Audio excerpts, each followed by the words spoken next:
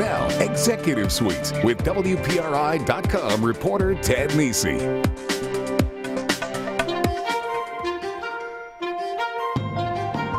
These days, you can't miss Alex and Ani. The ubiquitous 8-year-old jewelry company is providing Rhode Island with much-needed good news amid double-digit unemployment. In just the last 6 months, the company has expanded its footprint, buying marketing firm MediaPeel and winery Sakonnet Vineyards, opening a chain of cafes and a training center, and making charms for this year's U.S. Olympic team. No wonder Inc. magazine just named them the fastest-growing company in Rhode Island. This week on Executive Suite, Alex and Ani CEO Giovanni Feroce. Executive Suite, I'm Ted Nesi. Giovanni, thanks for being here with me today. Oh, thank you for having me. You know, this is one of the companies people most wanted me to have on the show and discuss because you guys are in the news constantly lately, just on the front page last week. I want to get a little sense of how the company got to the point it is today where we're hearing about it so much. You became CEO last year, but Alex and Ani, from what I've read, was founded the way it is today back in 2004. It was founded in 2004. When did it sort of blow up into the phenomenon we're seeing now? Well, I just to update you, I actually came on board in 2010. Oh, okay. So it was April 2010, so okay. A little over 2 years ago. Yep. And you know, the bottom line is Carolyn and I, you know, got together and really understood where she wanted to take the company. And I literally asked her, you know, what size company do you want? And she had the option to, you know, stay smaller and kind of just think of herself, or you know, do what is the mission of the company, and that is, you know, help mankind. And as maybe lofty an effort as it might sound to some people, that is what we do on a daily basis. So when you set that as a goal, it needs to be met with you know, a very large effort. And so the decisions we make, the reinvestment, all of that is in order to attain that goal. You've presided over pretty explosive growth at the company. Revenue a bit under $5 million in 2010, $18 million nearly in 2011. What are you looking at this year? Do you have a forecast? Can you offer that? You know, I publicly say where we're at is likely to be over 50 million. You still on track for that this year? 50? You know, I publicly am being conservative. Let's say if I say 50. Really? Wow. Yeah. That's just. We've already doubled last year's revenue. It's astonishing, that kind of growth, and it just that gets to the heart of it. What is it? Just, you know, I mentioned to you before we started. My girlfriend, she had the bracelets on. We were talking about this the other night, and she said people just like them. They're appealing. I know that's not all you're doing now, but what do you attribute it to at heart? Is it just right place, right time? No, it has to do with the authenticity of the product and the designer. So Carolyn Raphalian, you know, is making product that she believes brings out the best in individuals, and allows them to find the inner beauty, the love that they want to bring out to the world. And how they do that is by telling people their story or having reminders of what is important. And so we create products which part of the effort involves very significant research and development into ancient cultures and theories and all of the symbology that ultimately is pulled through the product. And so what one would wear might seem the same as the person next to them, but why they're wearing it is what makes it different. And so we feel very strongly that the design process allows for us to move on to other extensions very quickly.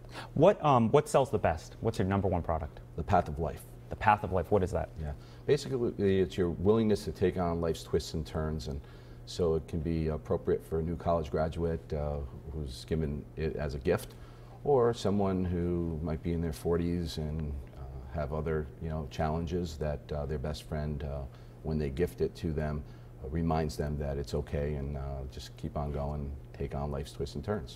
Now, you and Carolyn Raphalian, you met, from the stories I read, at a URI reunion in '09. You met up, or you might have known each other before that. And a few months later, you were in Rhode Island, you visited her there, and that visit has sort of set you on the path to becoming the CEO. I'm wondering, what did you see when you went, before you were working with Alex and Ani, that really struck you as this is a company I want to be a part of? Yeah, first and foremost, the evening of the reunion event, you know, allowed for us to kind of talk a little bit. And so the next day, as I was clicking through photos of Alex and Ani, I recognized very quickly that it had brand potential. Mm-hmm. So being in the optical industry, I was looking at potentially licensing it as a brand that I could put on eyewear. Sure. When we further had our discussions, then I realized again the authenticity, and I cannot stress that enough. We're not here thinking that, okay, there's an opening for some sort of business play, and so let's fill the gap. This is Carolyn being Carolyn, and it's her bringing these beautiful products to the world, and the acceptance is again very authentic. The people buying them are buying them for a reason. Now, this goes back to my cynicism as a business reporter, maybe, from which I feel bad after those lofty goals. But how do you avoid becoming a fad? I've heard a lot of people say, partly because they're so excited to see a company doing well in Rhode Island. One person said to me, they remember Beanie Babies got huge, and then all of a sudden they just weren't as huge, and they weren't selling as many. Do you just sort of, are you going to take it as it comes? Do you sort of have a plan for how to make this a lasting part of the marketplace? Sure, it's a lifestyle brand. So, the statements I make are bold, but they're bold for a reason. We are very experienced people. We have, efforts in place and reinvestment in place in order to build a lifestyle brand. So my target is Ralph Lauren. My target is Tory Burch. So when you look at, all of the products that we have soon available to us as a potential extension, it's again part of pulling through the design, the authenticity, the research, the hard work. And soon you'll pull up a Alex and Donnie comforter, or you'll sit in an Alex and Donnie chair or a coffee table or whatever you have. Some of those obviously are pretty apparent, such as handbags and belts and all of those things. But just understand this is just the launch product. So we'll always be known for it. That's what moves our message right now. But soon you will be across the board with any and all. That's why you're so focused on saying it's a lifestyle brand. You're not saying we're a jewelry maker. That's an important part of who you are and where you started, but that's not how you see it. I spent the first year making sure every time I saw the word jewelry, we pulled it. I do not sell jewelry, and nor does Carolyn create jewelry.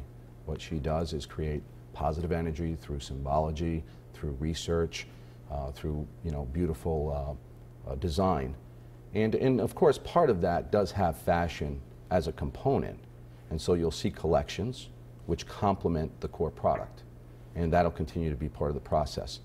But the other thing to keep in mind is the sincerity in which we're doing things. So we're here ensuring that we're building a pillar business of the community. That was one of my personal goals, so that when you mentioned the other big businesses in the state, CVS, Hasbro, G-Tech, that Alex and Donnie would be up there.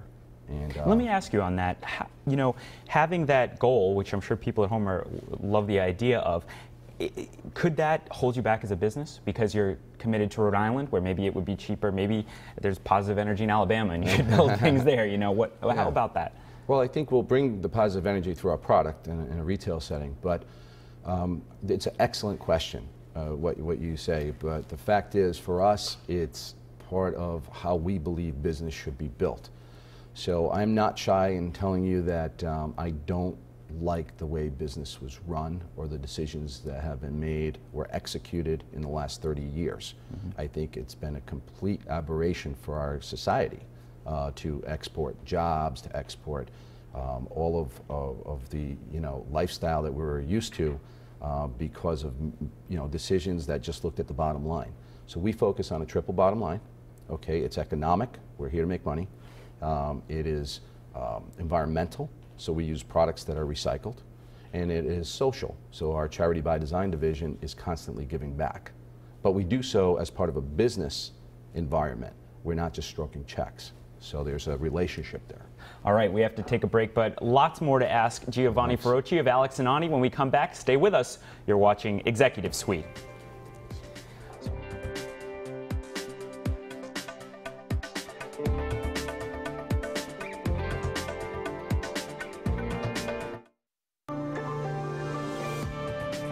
Welcome back to Executive Suite. I'm Ted Nisi. Our guest this week, Giovanni Feroce, CEO of Alex and Ani, which at this point needs no introduction. Now let's talk about expansion. Lately, every week I look and you guys are buying something new. And I want to walk through a couple of the acquisitions you made lately to sort of explain how it fits in as you see the picture. Sure. The first one that I noticed immediately was Media Appeal, which was Anthony Gemma's marketing firm, the congressional candidate. What was the thinking there? How does that fit in? Well, two main reasons for doing that. Number one was just on a pure economic play. If you understand media buying when it comes to percentages, let's just say using the industry rule, which is about 15%. So I was looking at how much money we were going to spend this year and going forward, and it just made sense that we own our own media company, and just the savings alone could pay for it. So that was economically. And then from a production standpoint, just having that capability, I felt really allowed us to capture our history. So as we grow. And what that also does, I guess there's a third component, which is economic as well. It aligned our B2B customers, our wholesale accounts, so that we would all have the same content, and we could respond very quickly to someone who wanted to put an ad out in Buffalo, New York, and make sure it's the same one that we have, and also pass on the savings to them so they could buy more.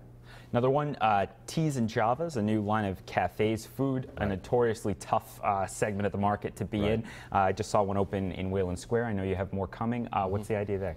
Okay, so we recognized very quickly that the lines were not going away. Some people, were literally outside the door. And we wanted to create a comfortable environment for them to continue to enjoy the experience. And so with our product, we have a very special situation where there's a pre and a post discussion to the purchase. So someone will talk about what they're there for, and then once they purchase it, they'll continue the conversation. So we wanted to give them an environment that they could sit in and talk about. And then when it comes to the actual products themselves, we felt there was an opening. I looked around, we all know the 800-pound gorilla, the Starbucks out there and everything else, and I looked around and it just seemed pretty blah. It's the same thing. And so we decided to go with what's called a coffee bar experience. And so with that, we have exceptional foods, all made locally. The sandwiches, they're literally sliced, the meats as you can order them. And the pastries come from the best places. So, and coffee also here from Mills Coffee, et cetera. And the environment itself is a little bit more, upbeat. And fitting right in with that, Sakana Vineyard. Now you just have purchased, which I can see that fitting in. Explain to me the thinking there. Yeah, exactly. So it does, Teas and Javas does come with a liquor license experience. We don't sell drinks per se, but beer and wine and some specialty coffees. But again, when you look at the opportunity, so you had a business that was for sale in the area. You had us in a situation where we want to reinvest in Rhode Island, in the community. And so I looked at it and passed it by Carolyn, and she is in love with the land. That's part of who she is, and she's just going to be a great keeper of the community when it comes to Sakana. And as a business, we will run it, but Carolyn will own it as her little haven to continue to be creative and bring great products to the world. And when it comes also to Sakana, I think it is so special, 170 acres on the water like that, that you have to take care of that. And so, I read some comments here and there. People think I might be off the page a little bit, but I'm like, well, what else do you want us to do? Like buy a super yacht or something? I don't, hopefully they're happy that we're putting it back in. Right, and I guess one question, I mean, you must be throwing off a lot of free cash if you can afford to fund, these. I think it was a bit over $8 million for Sakana Vineyards. I mean, but these are financially sustainable decisions for Alex and I to make.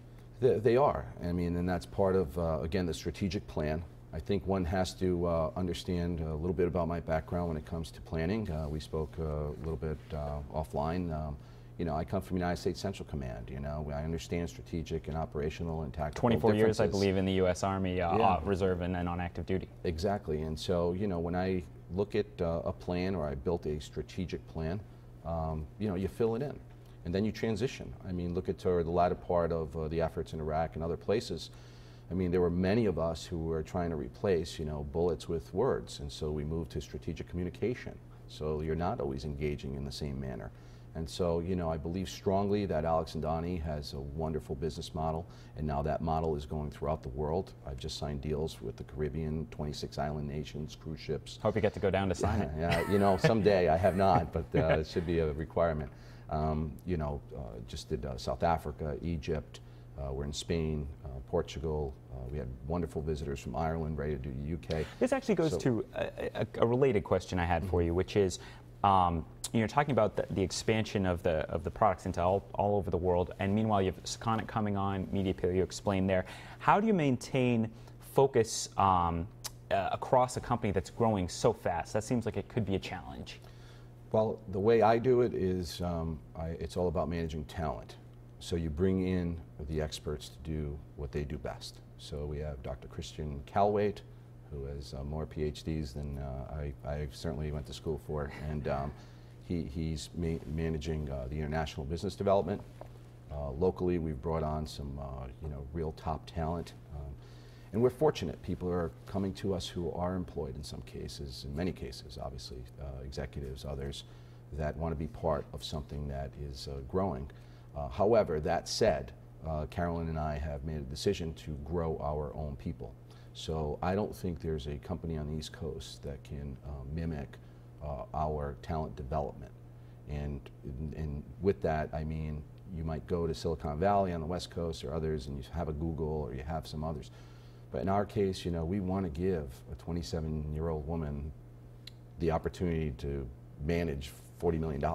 We want to give a young guy the opportunity to manage whatever his portfolio is. And that leads to a comment I often make, which I think right now you can probably grab 20, 25 people within our organization and they can run $50 million companies right now. All right, well, hopefully all of them will start them too. Yeah, not that you want to lose them. You hope so. All right, we have to take another break. When we come back, what does Alex and Ani CEO Giovanni Feroce think of Rhode Island's business climate? Stick with us on Executive Suite.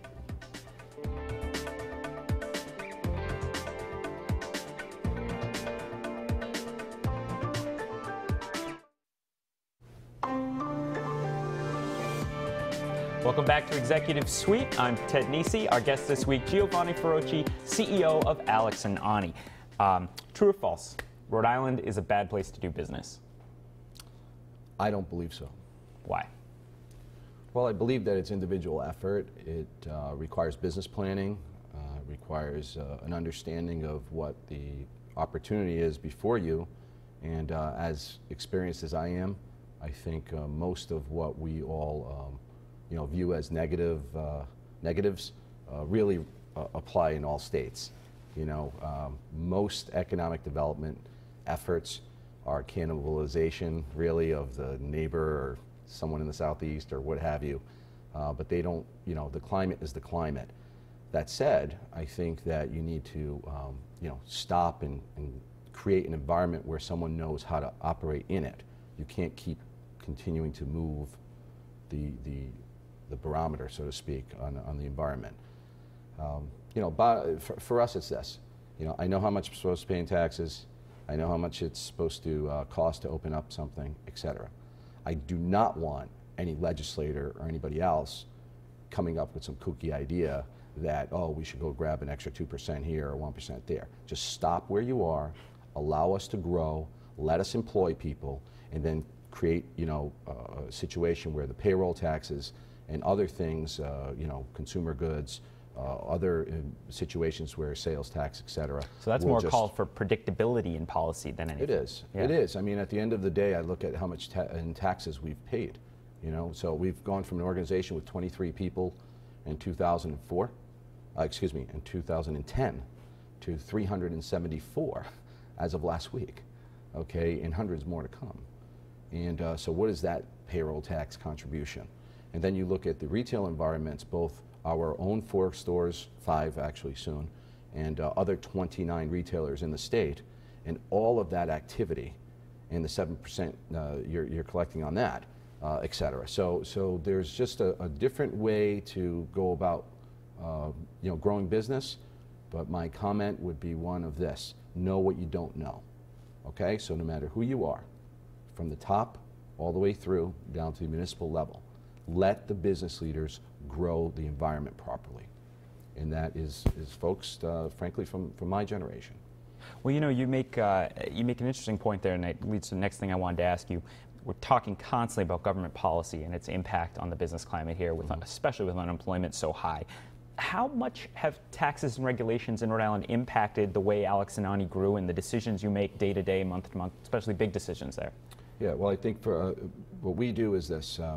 We look at what the environment is, I build the plan accordingly. And again, to reiterate what I said a moment ago, I just don't want it to change. So if I see any type of change, I know there was legislation proposed to, hit our income tax a little bit or other things, that would cause me to react. But other than that, I really don't want any help from anybody. Okay, I don't need an extra $150,000 and move to Quonset Point or anything like that. Okay, just leave us alone. Allow for the conditions that have already been set in place, the enterprise zones that are already there, other things that are there, and then allow us to potentially look at them if we're a growing company.